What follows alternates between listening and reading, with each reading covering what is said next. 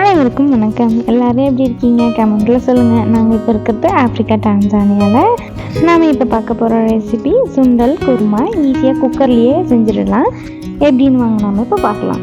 Cooker வச்சு oil ஊற்றி heat ஆனதும் ஒரு பிரியாணி இலை, 3 கிராம்பு, 2 ஏலக்காய், ஒரு துண்டு பட்டை ஆட் பண்ணிவிட்டு ஒரு அரை ஸ்பூன் அளவுக்கு சோம்பு ஆட் பண்ணி பொரிய விட்டுடலாம். நம்ம ஆட் பண்ணியிருக்க பட்டை வகை எல்லாமே நல்லா பொரிஞ்சு வந்ததும் மிக்சியில் போட்டு ஒன்றும் பாதியுமாக அரைச்சி வச்சுருந்த 2 பெரிய வெங்காயம் ஆட் பண்ணிக்கிறேன். ஒரு பச்சை மிளகாய், ஒரு கொத்து கருவேப்பிலை. நீங்கள் உங்களோட காரத்துக்கு தகுந்த மாதிரி மிளகாயோட அளவை ஆட் பண்ணிக்கோங்க.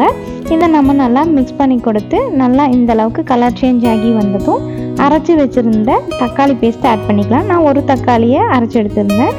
இதையும் நாம் நல்லா மிக்ஸ் பண்ணி கொடுத்துக்கலாம். தக்காளி நல்லா வதங்கி இந்த அளவுக்கு எண்ணெய் பிரிஞ்சு தக்காளி நல்லா வதங்கி வந்துடுச்சு. இனி அடுத்ததாக நாம் இஞ்சி பூண்டு பேஸ்ட் ஆட் பண்ணிக்கலாம். நான் ஒரு 5 பல் பூண்டு, ஒரு சின்ன துண்டு இஞ்சி, ஒரு பச்சை மிளகாய் போட்டு அரைச்சி எடுத்து வச்சுருக்கேன். இஞ்சி பூண்டு பேஸ்ட் ஆட் பண்ணி நல்லா மிக்ஸ் பண்ணி கொடுத்து ஒரு 2 நிமிஷம் அப்படியே நல்லா வதங்க விட்டுடலாம். இஞ்சி பூண்டு பேஸ்ட் பச்சை வாசம் போகணும். நீங்கள் இது குக்கரில் தானே வைக்கிறோம், அதனால கொஞ்சம் ஒரு அளவுக்கு வதங்கினா கூட ஓகே. நான் நல்லா வதக்கி விட்டு இந்த அளவுக்கு வந்ததும் அடுத்தது ஒரு 1/4 ஸ்பூன் அளவுக்கு மஞ்சள் தூள், அரை ஸ்பூன் அளவுக்கு மிளகாய் தூள். நீங்கள் உங்கள் காரத்துக்கு தகுந்த மாதிரி ஆட் பண்ணிக்கோங்க. நான் தனி மிளகாய் தூள் தான் ஆட் பண்ணியிருக்கேன். அடுத்தது ஒரு 1/4 ஸ்பூன் அளவுக்கு ஜீரகத்தூள், ஒரு அரை ஸ்பூன் அளவுக்கு கரம் மசாலா, 1 ஸ்பூன் கொத்தமல்லி தூள் ஆட் பண்ணி இதை நம்ம நல்லா மிக்ஸ் பண்ணி கொடுத்துக்கலாம். நம்ம ஆட் பண்ணியிருக்க மசாலா எல்லாமே எண்ணெயில் நல்லா கலந்து வரணும். ஆனால் கரிஞ்சிடக்கூடாது. மிக்ஸ் பண்ணி விட்டு ஒரு 2 நிமிஷம் இருந்ததுன்னா போதும். நம்ம அடுத்தது ஊற வச்சுருந்த கடலையை ஆட் பண்ணிக்கலாம். பாருங்கள், இப்போ நம்ம வதக்கி கொடுத்துட்டோம். இன்னொரு 2 நிமிஷம் ஆகட்டும். இப்போ பாருங்கள், எண்ணெய் நல்லா பிரிஞ்சு வருது, மசாலாவும் நல்லா பொரிஞ்சிருச்சு. அடுத்து நம்ம 2 மணி நேரம் ஊற வச்சுருந்த கடலையை ஆட் பண்ணிக்கிறேன். நான் கருப்பு கடலை தான் எடுத்திருக்கேன். நீங்கள் ஒயிட் கலர் கடலை கூட ஆட் பண்ணிக்கலாம். கடலையை ஆட் பண்ணி மசாலா கூட நல்லா கலந்து கொடுத்துட்டு இதையும் ஒரு 2 நிமிஷம் சூடாக விட்டுடலாம். கடலையிலையும் மசாலா இறங்கட்டும்.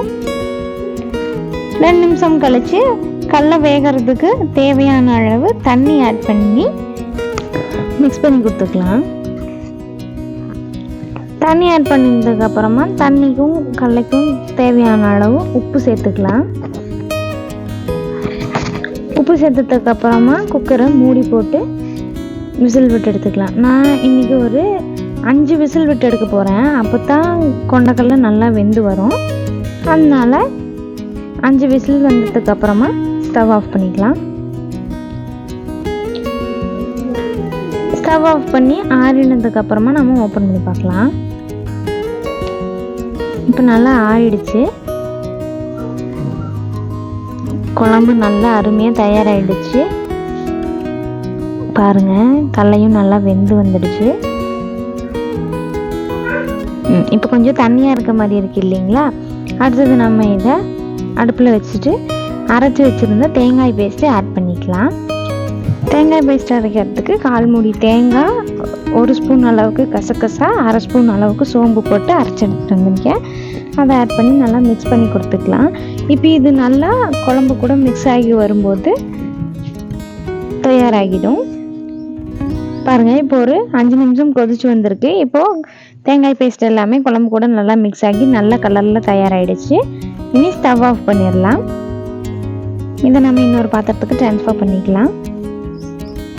இப்போ நம்ம சுண்டக்கடலை குருமா ரெடி. இதை நீங்கள் சாதம், சப்பாத்தி, இட்லின்னு எல்லாத்துக்கும் சாப்பிட்லாம். ரொம்ப சூப்பராக இருக்கும். நீங்களும் இதே மாதிரி ட்ரை பண்ணி பார்த்துட்டு எப்படி இருந்ததுன்னு எனக்கு கமெண்ட்டில் சொல்லுங்கள். வீடியோ பிடிச்சிருந்ததுன்னா லைக் பண்ணிக்கோங்க. இதே மாதிரி இன்னும் நிறையா வீடியோஸுக்கு சேனலை சப்ஸ்கிரைப் பண்ணிக்கோங்க. தேங்க்ஸ் ஃபார் வாட்சிங்.